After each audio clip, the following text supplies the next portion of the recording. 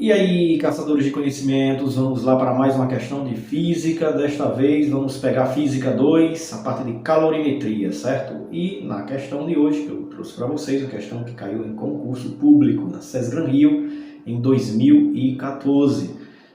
Concurso público da empresa Petrobras para vagas de engenheiro ou engenheira de petróleo júnior, certo? É uma questão muito bacana que vai envolver para vocês alguns conhecimentos envolvendo matemática. Você tem que ter um conhecimentozinho de matemática. Vai envolver conhecimento também de, claro, calorimetria, a utilização da equação famosa da calorimetria, Q igual a mc vezes delta θ, e também vai envolver algum conhecimento envolvendo algumas relações, né? Algumas relações que a gente pode fazer com o volume e a densidade da água, muito conhecida, né? E ainda posso dizer para vocês que vai envolver o conhecimento de potência, certo? De potência, que envolve a razão entre a quantidade de calor envolvida no sistema e a variação do tempo, tá bom? Então vai ficar aí para vocês essa questão que eu vou passar agora a responder depois da vinheta. Então solta a vinheta!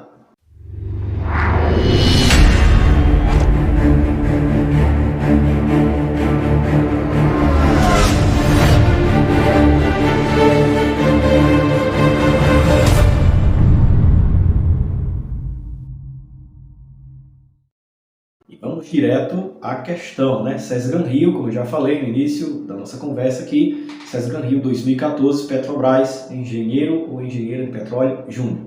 Então vamos à leitura da questão que está bem aqui atrás. Um painel solar plano é utilizado para se montar um sistema de aquecimento de água em uma região da cidade onde a intensidade de luz solar é de 500 watts por metro quadrado.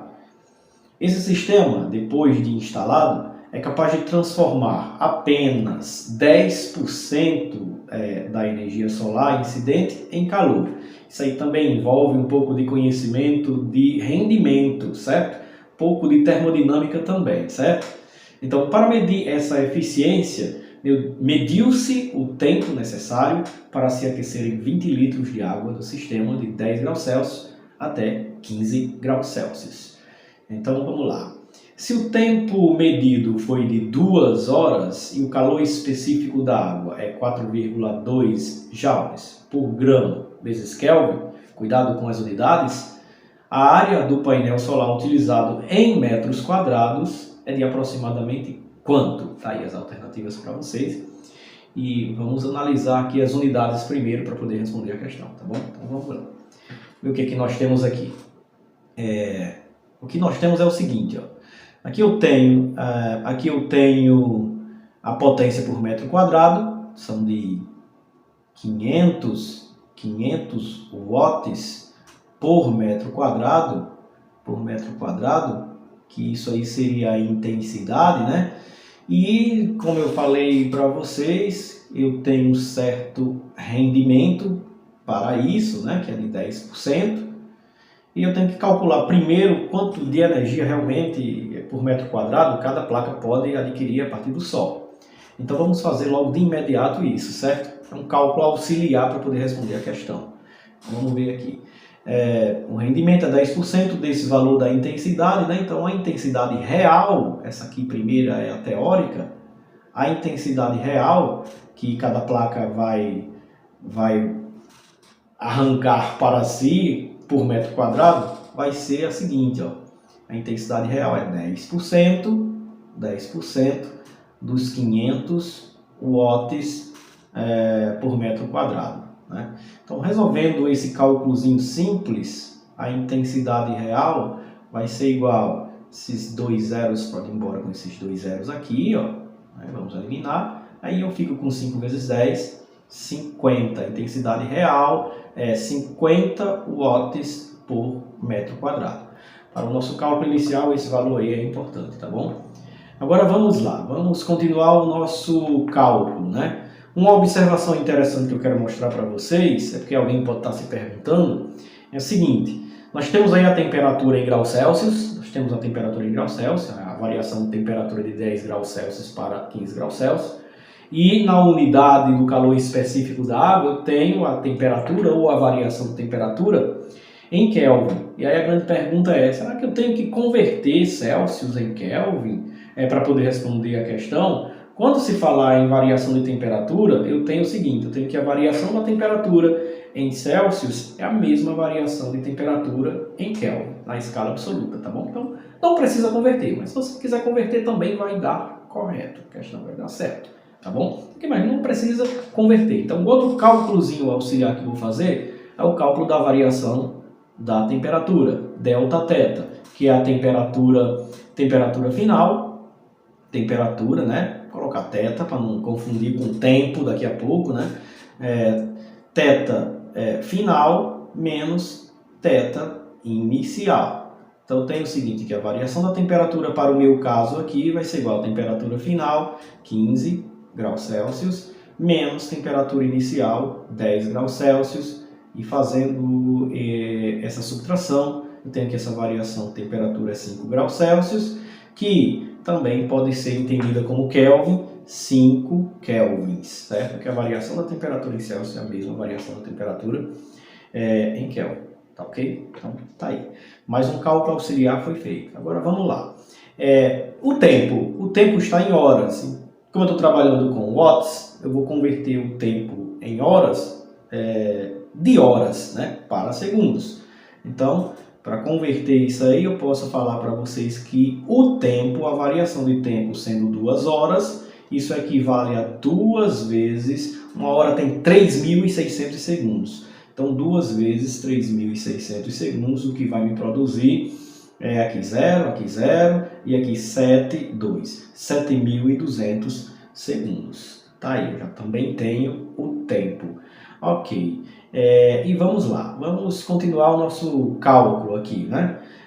Princípio fundamental da calorimetria, né? Usando a equação fundamental da calorimetria, bem aqui, eu tenho que a quantidade de calor do sistema é igual a massa vezes o calor específico vezes a variação da temperatura, né? Então tem o seguinte, quem vai ser o meu valor de Q nessa questão? O valor de Q vai ser igual, o valor de Q vai ser igual ao valor da massa, aí lá vem, não tem massa aqui, mas como é que eu encontro? Com outro cálculo auxiliar, o valor da massa de água, né? O valor da massa de água, vamos colocar aqui em preto, o valor da massa de água que eu não tenho, vezes o calor específico que eu tenho, vezes o valor da variação de temperatura que eu também já tenho. Então, eu preciso do valor da massa de água. Então, pela lógica, eu tenho que a densidade da água é igual a 1 kg por litro. A densidade da água é 1 kg por litro. Não esqueçam dessa constante, tá bom? Onde eu tenho que, se eu tenho um volume de 20 litros, de acordo com a questão, eu tenho que, aplicando a equação da densidade, né, D igual a M sobre V, né, e aplicando meio pelos extremos aqui, M igual a dV, eu vou ter o seguinte, ó, M igual a densidade, que é igual a 1 kg por litro, vezes o volume, que é 20 litros, e aí a massa vai ser de 20 kg. E como a unidade do calor específico aí está em gramas, posso dizer aqui embaixo que a massa vai ser igual a 20 vezes 10 a terceira gramas, né? 1 kg tem 1000 gramas. Coloquei em potência de base 10. Então, substituindo lá, vamos mudar a cor aqui para azul, para vocês entenderem, né? Substituindo lá na equação da quantidade de calor, igual a massa vezes o calor específico vezes a variação de temperatura, veja o que nós temos, ó.